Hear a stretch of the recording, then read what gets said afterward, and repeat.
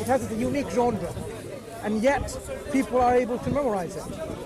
Other people, even though they try because of this religious connection to memorize the Bible, the New Testament, and Old Testament, they're not able to memorize as much as they want to.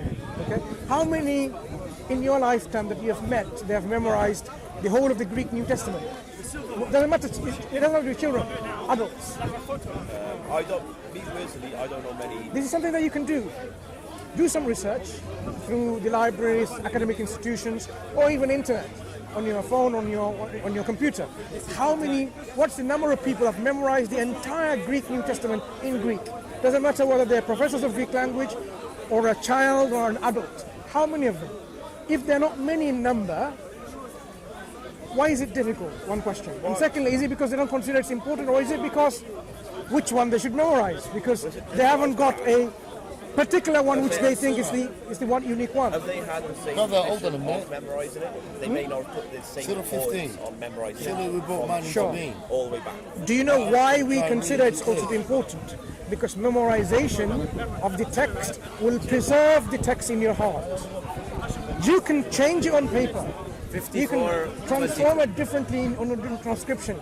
But when you have preserved in your heart to heart by mass community of people, and they transmit from generation to generation, you will not be able to change it. So you can destroy whole of the Quran in printed media, in CDs, in DVDs, Chapter 54, in any of this, digital media, whatever all of them. You can bring the Quran back from a 6-year-old the next moment you want to do that.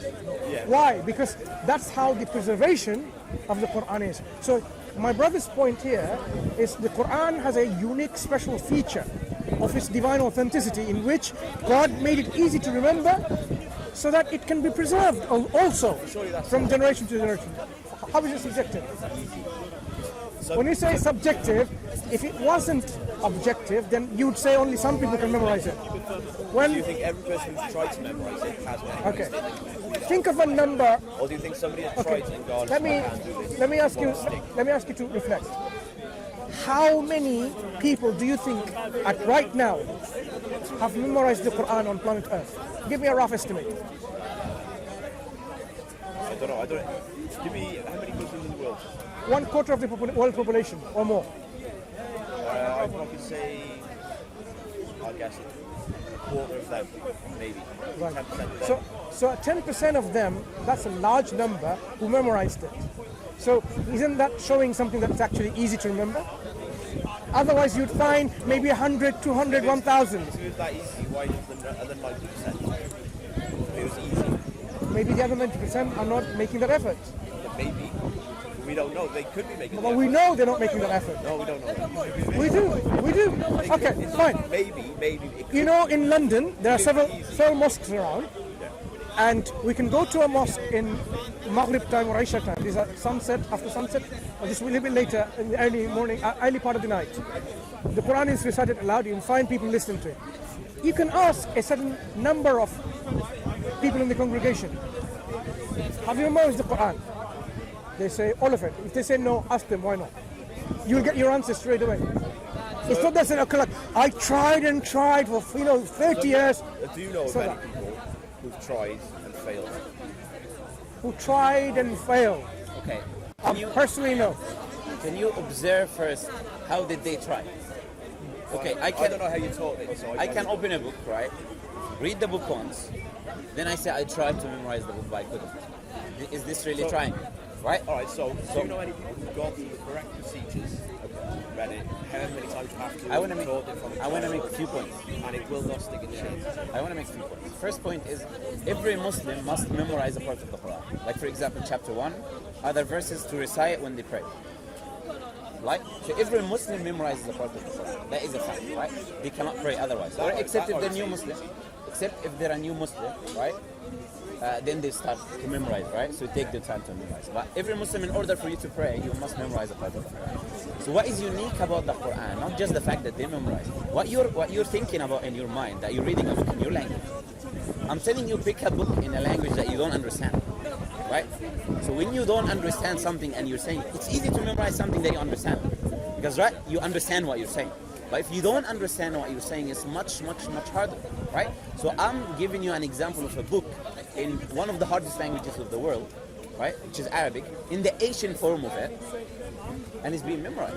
I'm not just giving you any language that is your language, that is easy, that you understand what I'm trying to say. That's what makes it miraculous in a sense, right?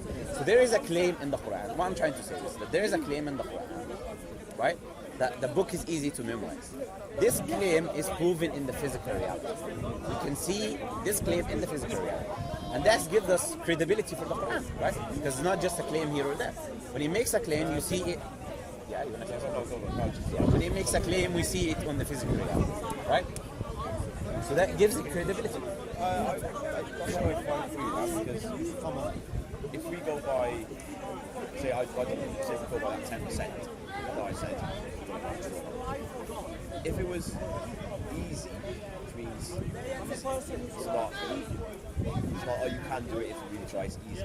Why are the other 90% or even, alright, some people won't try, I'll give you that, some people probably don't care about it as much. Why is it not a bigger number then? Why does not say 8 out of 10? It's no off by hand. It's easy. Is 10% a small number? I don't know. Especially if you look at the population of Muslims.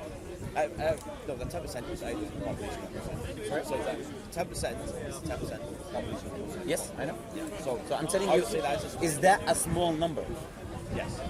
Millions is a small number. In terms of the entire population, yes, 10%, 100%. Okay. The rest of the people, right? What we know as Muslims is the Quran is not obligatory to memorize, right? So they might not memorize because they don't want to memorize. The person who wants to memorize is the person who he believes this is the words of Allah, yeah? So he holds this in high esteem. So he wants to memorize it because of that, right? So the fact that many people are not memorized, because it's not obligatory for you to memorize anyways in the first place. But what I'm saying is easy. So if it's easy, even if it's easy. But if it's easy, why is it not 9 out of 10 Muslims, if it's easy to memorize? 99% of Muslims memorize it if it's obligatory to do so. If it's not obligatory to do so, the question should be, why would they memorize it? Not why wouldn't they memorize it? The default position is that you don't memorize. So you need a reason to memorize. So you got it mixed the other way, right? So if I want to memorize something, I must have a reason to memorize it. So as long as it's not obligatory in Islam to memorize the Quran, the people who do it, they do it out of voluntarily act because they hold it in high esteem more than the other people, right? That's why we have this population of 10% of Muslims memorizing. But this 10%, different ages, different languages, different places, proves that there is something about the Quran. It's not just an ordinary book that you memorize. What other special features of the Quran that you'd like to share? So one, this is memorization. Maybe move on to something else. Yeah, definitely. What we would like to come to is the existence of that, right? Because you said that you're agnostic, right? This is how you. Try to tell you a question I do have about not particularly your religion, just the idea of creating. Sure. Is this creator has created absolutely everything. Small atoms, furthest galaxies, all the rest of it, everything inside it. I can't make the leap of why he cares about very minor details in religions, say circumcision, where you pray, the amount of times you do it a day. I just think these would be very, very minuscule things for such a grand creator of everything. These very, very small details. Could I don't know what it's like in your religion, could decide to burn in hell forever or go to heaven.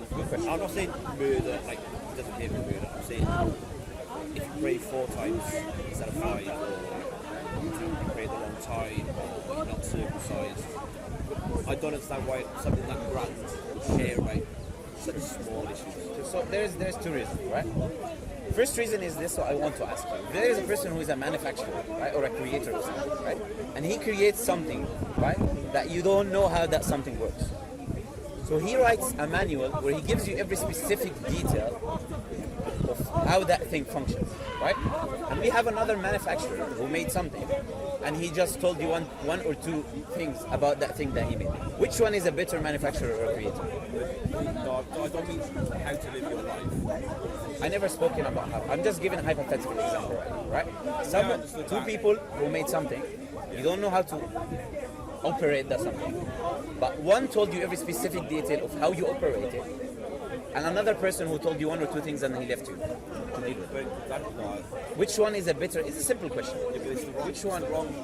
I don't know if I've asked the question, but it's not the point. It's not. He's telling. I'll tell you how it links to the point if you answer the question. Well, obviously, if you give more detail of how something works, that's better. But he's not. The question I'm asking is not what he's telling us how the world works. What I'm saying is, why does he care? For example, If you allow me to finish, you'll understand. You'll understand that I was not talking about the world, right? I was talking about the functions of human beings. I was talking about what is good, what is bad for human beings. Human beings by nature, they require guidance. That's why we have laws. That's why we have our parents teaching us things when we're young. We require guidance, right? God giving us specific guidance proves how great He is, not the opposite, right? So Allah giving us details of what is good to us, what is bad for us. Circumcision is good for you, that's why Allah made it. Told you to do it, right? Drinking alcohol is bad for you, that's why Allah forbade you from doing it. Eating pork is bad for you, right? a lot of things are bad for people. Show me one thing which is bad, right? That Islam tells you to do. It tells you can do. Not can do, you have to do something like Tell that. you to do. It orders you to do. Orders you to do or allows you to do. You can do anything bad out of your own will, right? I'm asking you what, in the system, Islamic system, what does the Islamic system order you to do which is bad for you? I don't know the... So here, if you don't know, obviously we don't find anything, right? If we don't find anything that proves the Islamic system, to an extent, I'll tell you research and find something.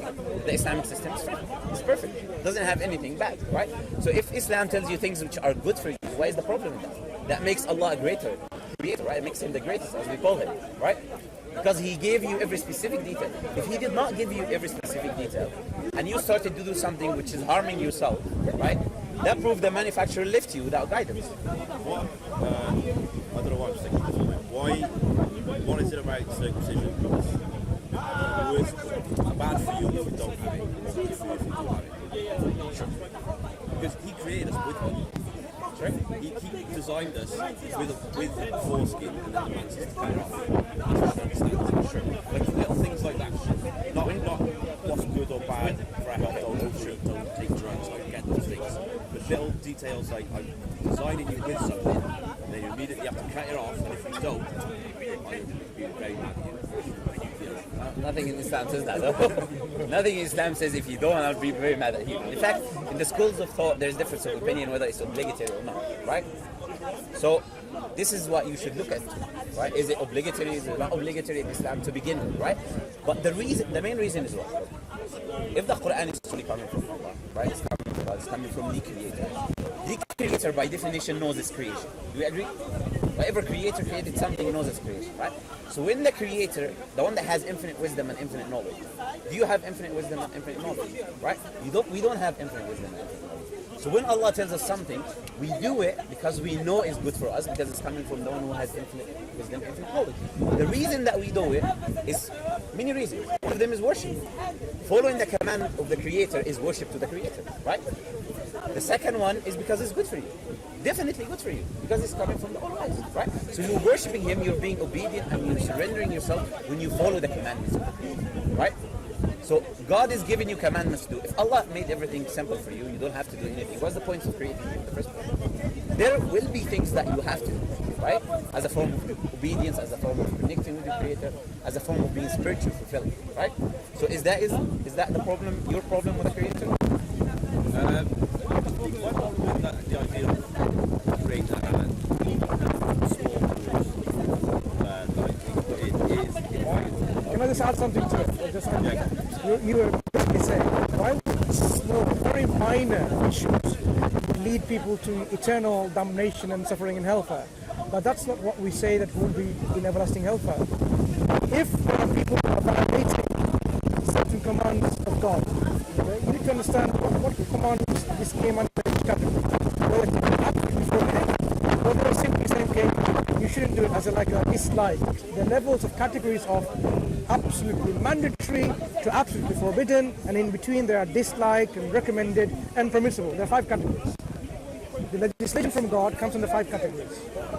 One end is absolutely obligatory for everyone to do, mandatory. The other extreme is totally forbidden. You have to abstain from doing that. In the middle is which is called permissible. Doesn't matter whether you do or not do it. And in between, there's one which is recommended, and others which is disliked. So if it's something like, for example, someone couldn't do circumcision for medical reasons or he's scared or whatever, it's not going to put them in hellfire for eternity. What puts people in hellfire for eternity are the major crimes God has told us about.